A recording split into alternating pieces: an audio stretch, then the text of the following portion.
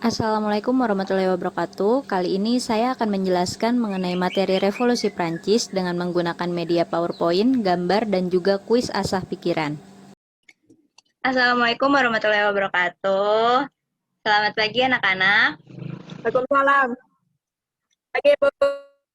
Gimana nih kabarnya kalian hari ini? Gimana kabarnya? Baik deh, Bu. Oke, kalau baik. Baik, Bu. Ibu gimana, Bu? Alhamdulillah baik. Kali ini ketemu lagi ya bersama saya Ibu Hilma Maria. Kita akan membahas sejarah peminatan ya kelas 11. Oke, sebelum memulai pelajaran ada baiknya kita panjatkan puji dan syukur kehadirat Tuhan Yang Maha Esa karena berkat hadirnya dia kita dapat berkumpul meskipun dalam pembelajaran jarak jauh dan diberi kesehatan. Oke, link absen sudah saya sebar ya di grup WhatsApp. Silakan diisi dan semoga saja kalian semua pada hadir ya dalam pembelajaran kali ini.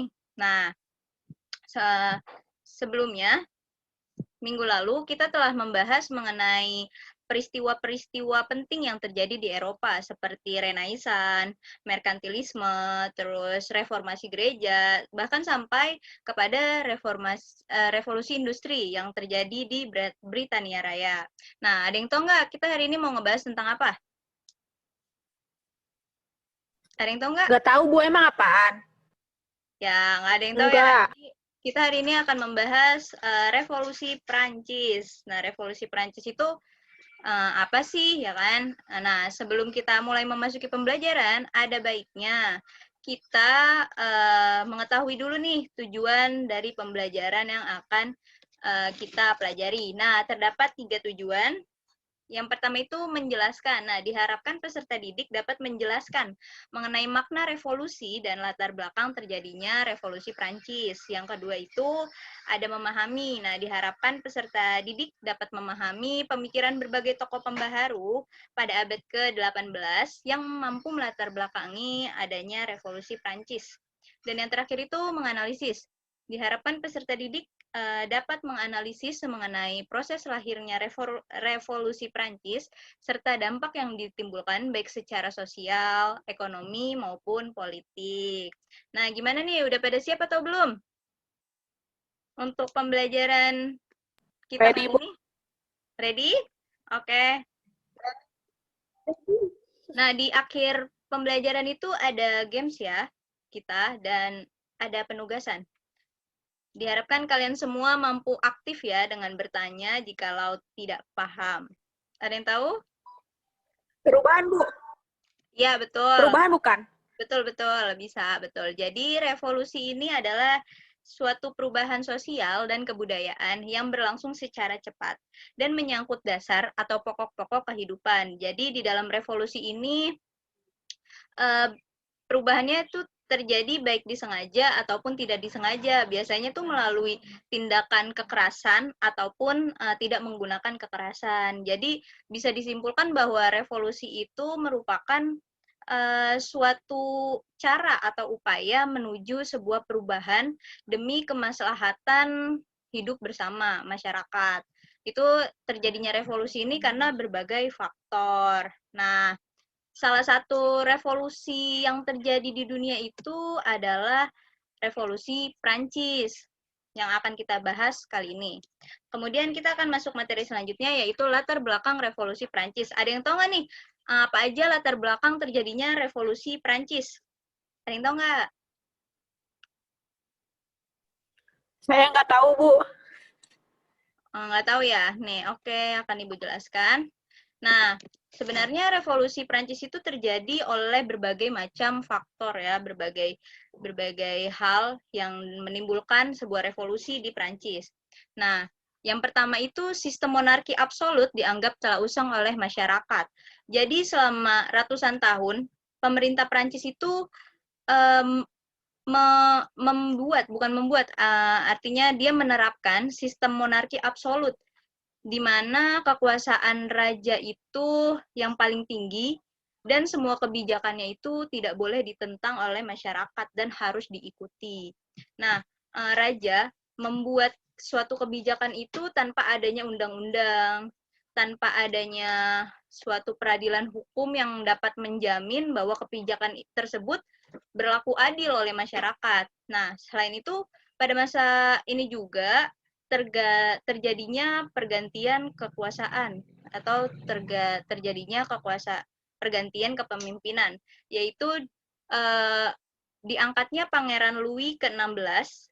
Pangeran Louis ke-16 ini merupakan cucu ya, dan menggantikan kakeknya Raja Louis ke-15 yang pada saat itu meninggal akibat penyakit cacar. Nah, Pangeran Louis ke-16 ini pada saat diangkat menjadi raja usianya baru sekitar 20 tahun. Jadi ia merasa tidak tahu dan tidak mengerti harus berbuat apa ketika ia menjadi seorang raja. Istilahnya, ia tidak siap untuk menjadi seorang raja yang memimpin sebuah negara yang sangat besar dan mempunyai koloni di beberapa tempat. Nah, kemudian Raja Louis ke-16 ini memberlakukan pajak bagi golongan ketiga, serta pembebasan pajak bagi golongan ke-1 dan kedua. Ada yang tahu nggak ini golongan pertama itu siapa, golongan kedua siapa, golongan ketiga itu siapa? Ada yang tahu nggak? Golongan 1 bangsawan bukan, Bu? Iya, betul. Jadi golongan yang pertama itu bangsawan.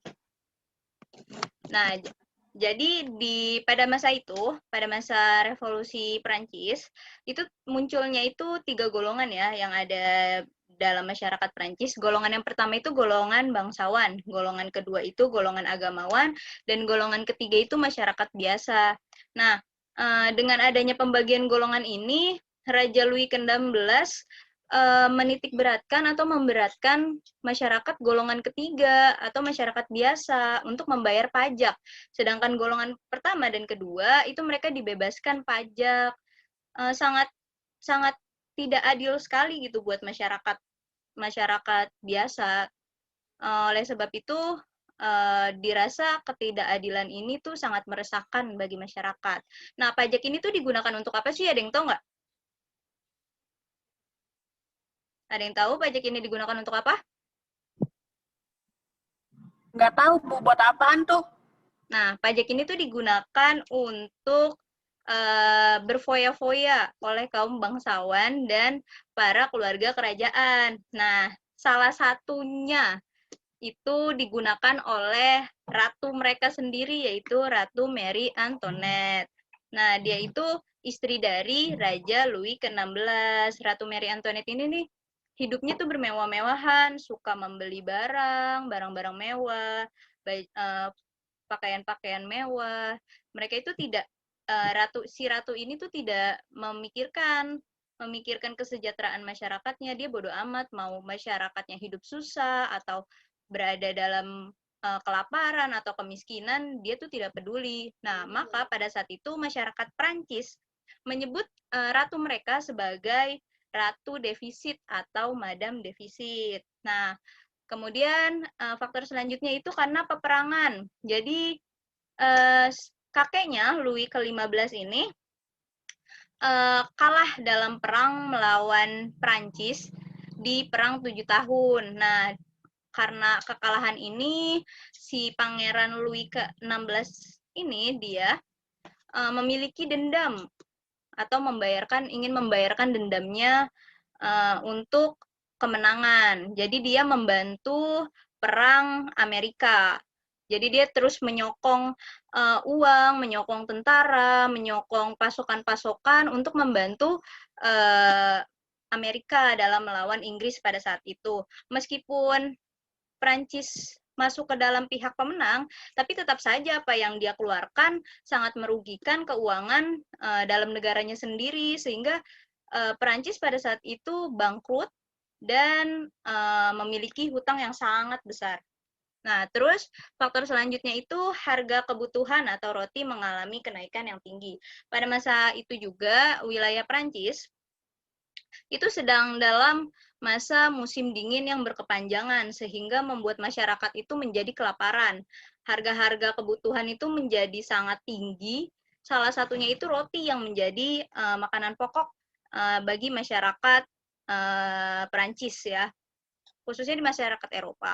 Nah, roti ini menjadi sangat mahal harganya, dan bagi siapapun yang memiliki roti di sana, apabila dia menumpuk roti dan tidak ingin menjualnya, maka ia akan menjadi sasaran amukan warga. Jadi pada saat itu terjadi penjarahan, terjadi pengerusakan, terjadinya penindasan dan kekerasan yang terjadi akibat adanya kenaikan harga bahan pangan ini. Nah, pada masa itu juga muncullah suatu perubahan atau zaman baru, era baru, atau zaman pencerahan, yaitu Aufklärung. Nah, Aufklärung ini, zaman pencerahan ini memunculkan berbagai tokoh-tokoh pembaharu abad ke-18 di Eropa. Nah, salah satunya itu Montesquieu yang ia merupakan seorang pemikir politik. Tahu nggak apa sih gagasan dari si Montesquieu ini? Ada yang tahu? Gagasan apa? Pernah dengar Bu, tapi lupa. Ya nggak apa-apa. Nah, jadi tuh si Montesquieu ini menyatakan ia membagi kekuasaan negara menjadi 3. Tahu nggak?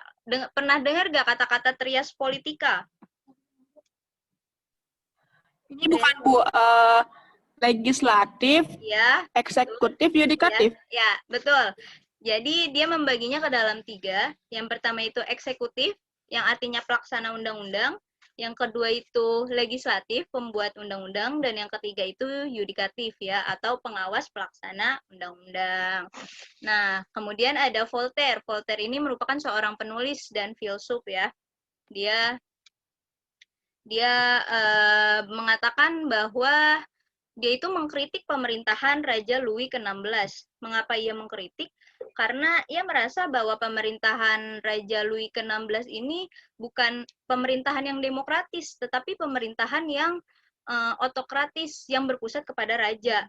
Jadi raja itu hanya mementingkan kepentingan pribadi dan tidak mementingkan kepentingan rakyatnya. Kemudian yang terakhir itu ada J.J. Rousseau.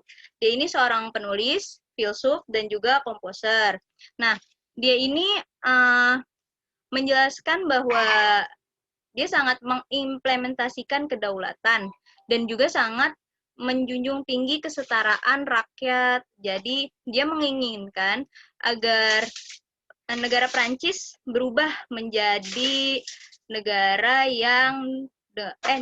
dengan pemerintahan republik gitu. Jadi ada pergantian atau pergeseran dari sistem kekuasaan monarki absolut menjadi sistem pemerintahan yang demokratis.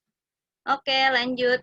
Nah, dengan semakin memanasnya dan terjadi ketegangan di mana-mana di wilayah Prancis dengan beberapa latar belakang yang telah Ibu sebutkan, maka kemudian lahirlah kita sampai kepada tahap lahirlah revolusi Prancis. Nah, Raja Louis ke-16 itu sudah tahu bahwa kondisi negaranya itu tidak baik, sudah tidak bagus lagi, dan dia memikirkan bahwa jika tidak segera diselesaikan, maka akan muncul ketegangan-ketegangan lain. Oleh sebab itu, Louis ke-16 menyewa Menteri Keuangan, yaitu Jacques Necker, nih, yang ini, ya, dia menyewa ini. Dan si Jacques Necker ini kemudian membuat suatu majelis perwakilan rakyat, atau yang disebut sebagai Estates General. Nah, Estates General ini tuh sebenarnya sudah ada sejak lama, namun tidak beroperasi atau istilahnya mati suri. Setelah 1 abad lamanya, akhirnya Estates General ini dihidupkan kembali oleh Raja Louis ke-16. Tujuannya apa? Tujuannya itu untuk mendengarkan aspirasi rakyat dan diharapkan keadilan akan terbentuk dalam semua golongan. Jadi Majelis Perwakilan Rakyat ini berisi tentang perwakilan-perwakilan dari setiap golongan. Jadi ada perwakilan golongan 1, perwakilan golongan 2, dan perwakilan golongan 3. Nah, kemudian ternyata Majelis Perwakilan Rakyat atau Estates General ini tuh tidak tidak menegakkan keadilan sepenuhnya. Jadi terdapat ketidakadilan yang bisa dirasakan di dalamnya gitu. Nah, lalu muncullah Maximilian Robespierre sebagai pembela ketidakadilan pada golongan ketiga. Seperti yang sudah saya katakan, Estates General ini dia tidak sama sekali menegakkan keadilan sepenuhnya, tapi di dalam lingkup kinerjanya dia masih saja muncul ketidakadilan itu, dan si Robespierre dia ini muncul dengan gagahnya di atas podium untuk membela kepentingan dari golongan tiga atau masyarakat biasa. Selanjutnya itu ada sumpah lapangan tenis. Tenis court. Oh, tahu nggak apa itu sumpah lapangan tenis? Ada yang tahu? Sumpah Nggak lapangan tenis? tahu. Apa tuh? Sumpah yang di Nggak tahu. Nggak teknis. tahu. Nggak tahu ya? Oke. Jadi sumpah lapangan tenis. Jadi si Majelis Perwakilan Rakyat atau General Estate ini dia kan bekerja untuk merumuskan suatu konstitusi baru demi terwujudnya keadilan bagi semua golongan. Tapi selama hampir 6 minggu mereka bekerja, itu tidak ada hasil yang dimunculkan gitu. Jadi selama 6 minggu itu tidak ada suatu perubahan yang dibuat oleh General Estate. Nah, lalu pada tanggal 20 Juni 1789, para deputi atau para perwakilan dari golongan ketiga, ini ketika hendak menghadiri pertemuan di General Estate, mereka itu dikunci. Mereka dikunci dan tidak diperbolehkan masuk, sehingga mereka mencari tempat lain untuk berkumpul dan membuat suatu gagasan baru yang melahirkan sebuah konstitusi baru bagi terciptanya revolusi Prancis. Nah, para deputi ini menyebut diri mereka sebagai National Assembly atau Majelis Nasional. Nah, peristiwa ini tuh dikenal sebagai Tennis Court Oath atau Sumpah Lapangan Tenis karena ketika mereka sedang mencari dan sudah menemukan tempat yang mereka tempati itu adalah sebuah lapangan tenis yang sangat luas, sehingga di situ mereka menyebut diri mereka sebagai sumpah lapangan tenis. Nah, sejak adanya ini, maka mulailah muncul sebuah revolusi Prancis. Awal dari lahirnya revolusi Prancis. Nah, kemudian ketika kalian melihat ini adalah sebuah The Bastille atau kastil yang dijadikan penjara oleh pemerintah Prancis. Jadi The Bastille ini merupakan simbol kekuasaan dari Raja Prancis. Nah, pada saat itu juga Raja Louis ke-16 secara mengejutkan memecat Jacques Necker, si menterinya, menteri keuangannya, dan menimbulkan amarah pada masyarakat, khususnya masyarakat golongan ketiga. Nah, tanggal 14 Juli 1789, oleh karena pemecatan Jacques Necker ini, maka timbullah pemberontakan dan Kastil Bastille ini itu diserang oleh masyarakat. Dengan adanya penyerangan ke dalam Kastil Bastille ini, maka Republik Prancis pun muncul. Nah, mereka yang menghadiri peristiwa tersebut, yang ikut dalam peristiwa tersebut, menyamakan diri mereka dengan paduan warna biru, putih, dan merah. Nih, biru, putih, dan merah. Serta mendengungkan semboyan liberté, égalité, dan fraternité. Ada yang tahu nggak artinya liberté, égalité, dan fraternité itu apa? Liberté, égalité, dan fraternité. Ada yang tahu? Nggak tahu, Bu. Nah, jadi liberté itu artinya kebebasan yang disimbolkan dengan warna biru. Nih. Égalité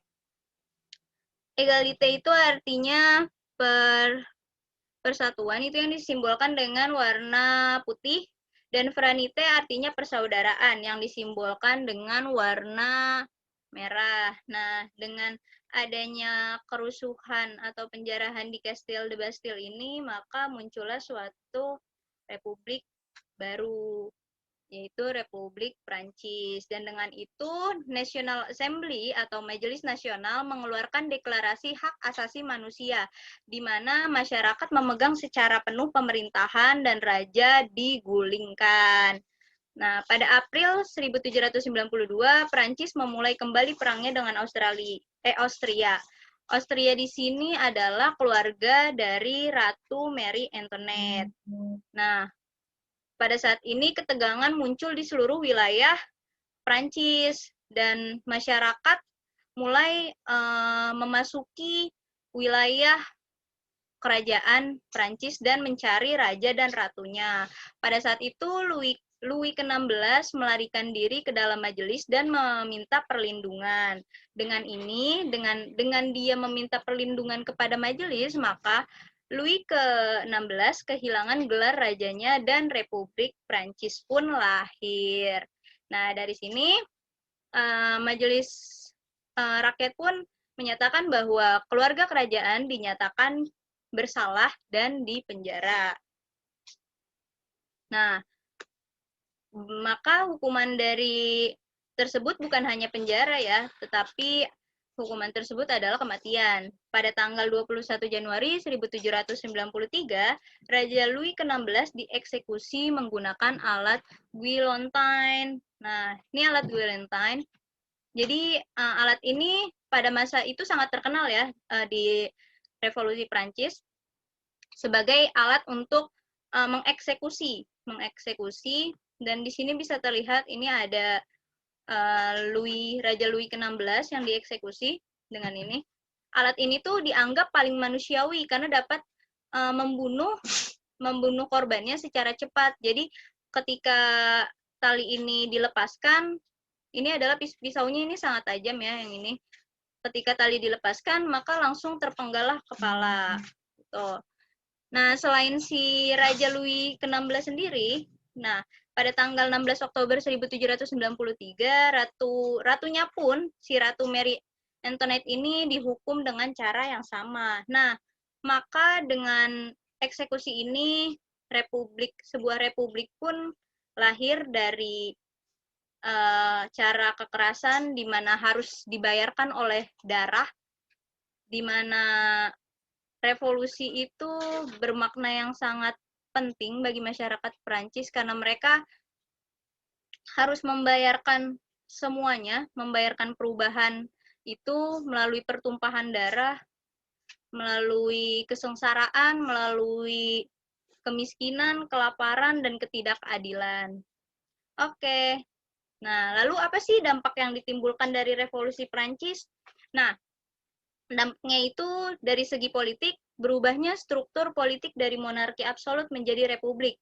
Ya, betul. Karena pemerintah Prancis sudah sejak berabad-abad lamanya menggunakan sistem politik monarki absolut di mana raja memegang kendali penuh. Nah, bukan hanya di Prancis saja, tapi di seluruh wilayah Eropa, sistem monarki absolut ini digunakan.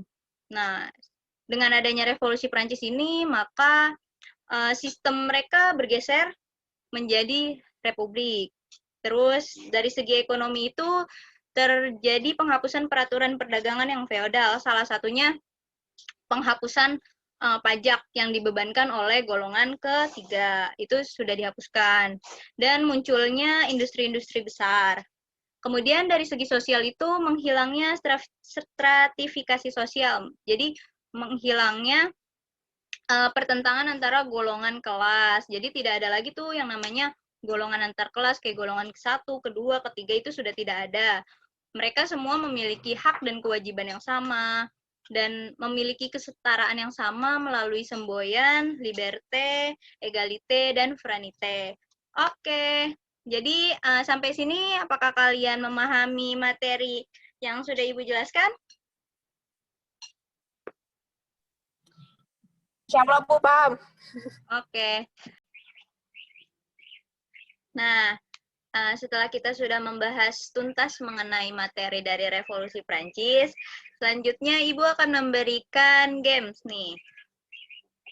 Ya, gamesnya itu tegar, tebak, gambar.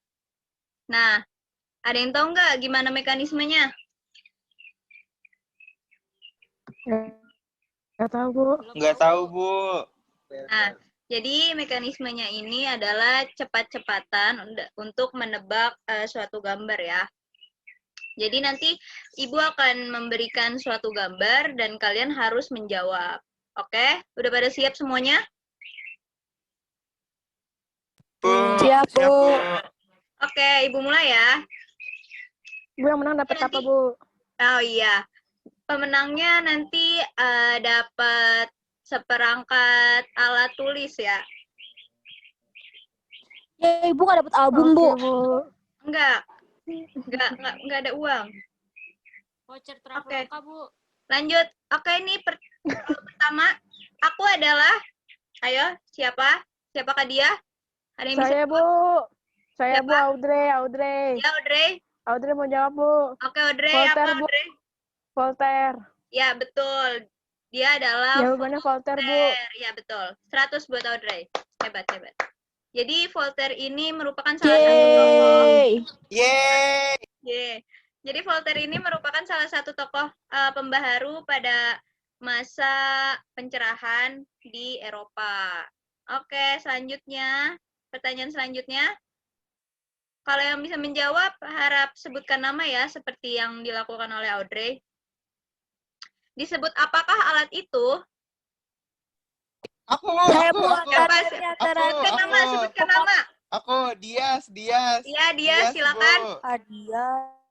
Ya, alat biar apakah aja, itu? Lina, aku duluan. Ini namanya gilotin, Bu, buat memenggal apa sih? Tersangka.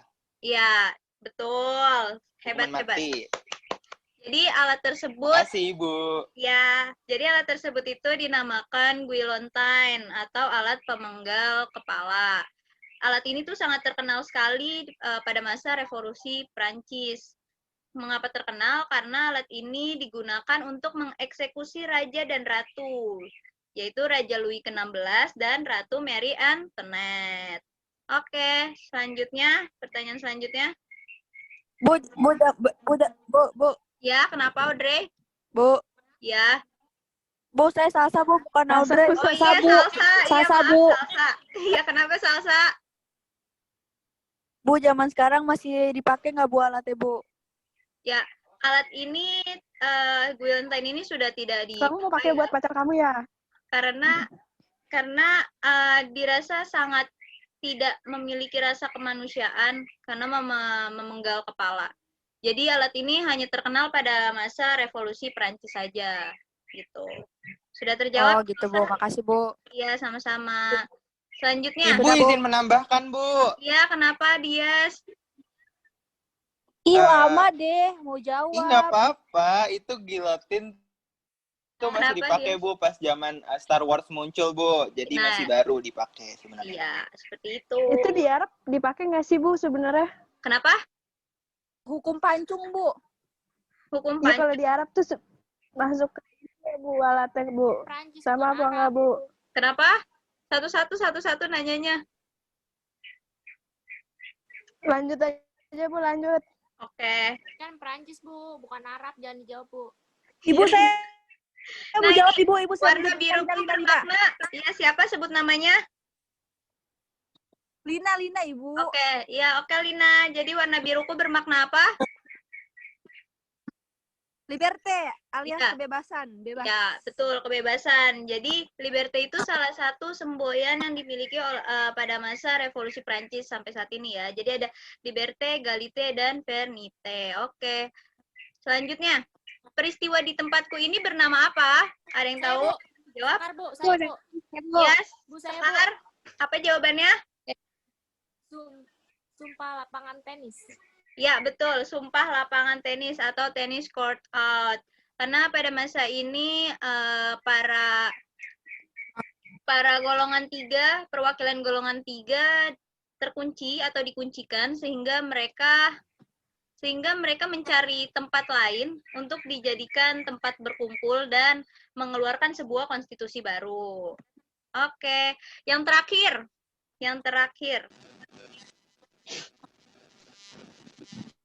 Nah, perkumpulanku disebut dengan apa? Ada yang bisa jawab? Bu. Aku. Fadilah. Aku. Siapa? Fakira. Sebut nama ya. Fakira nomor absen Siap. 14. Silakan. Fabila, Bu. Fabila, Bu, bukan Fakira. Oh iya, Fabila. Fakira nggak ada, Silakan Bu. Fabila. Itu majelis perwakilan rakyat, Bu. Ya. Jadi perkumpulan dari Wes, gambar tersebut ini sahabat disebut, saya Bu, itu sahabat saya Bu. iya. Disebut Majelis Perwakilan Rakyat atau General Estate yang dibentuk oleh Raja Louis ke-16. Oke. Nah, Bu, mau nanya dong, Bu. jawabannya. Gamenya sudah cukup ya, Ibu Rasa. Nah, dari semua yang sudah kita pelajari, ada nggak nih yang mau memberikan kesimpulan akhir dari apa yang udah kita pelajari pada materi revolusi Prancis ini? Ada yang ingin memberikan kesimpulan? Saya, Bu. Ya, silakan Audrey. Audrey, Bu. Silakan Audrey. Dari belajar revolusi Prancis, kita dapat mendapatkan hak asasi manusia yang bisa kita rasakan hingga sekarang, Bu. Ya, Dan betul. kalau di Indonesia ada Komnas HAM, Bu. Ya, betul sekali. Ada lagi yang ingin menambahkan?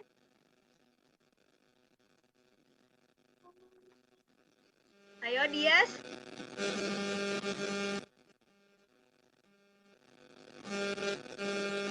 Oke, kalau nggak ada lagi yang ingin menambahkan, akan Ibu tambahkan ya. Jadi kesimpulan akhirnya itu bahwa revolusi ini suatu gerakan perubahan demi kemaslahatan rakyat, dan perubahan yang dihadirkan pada revolusi Prancis ini sangat memakan korban jiwa dan melalui pengorbanan yang sangat besar, yaitu pertumpahan darah, ya kan.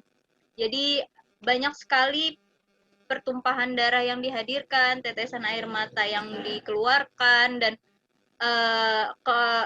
kerusuhan-kerusuhan pun turut mewarnai dalam aksi revolusi Prancis kali ini. Namun dengan hadirnya revolusi Prancis ya kita bisa menikmati hal-hal yang menjadi keinginan atau kebebasan bagi masyarakat di seluruh wilayah dunia.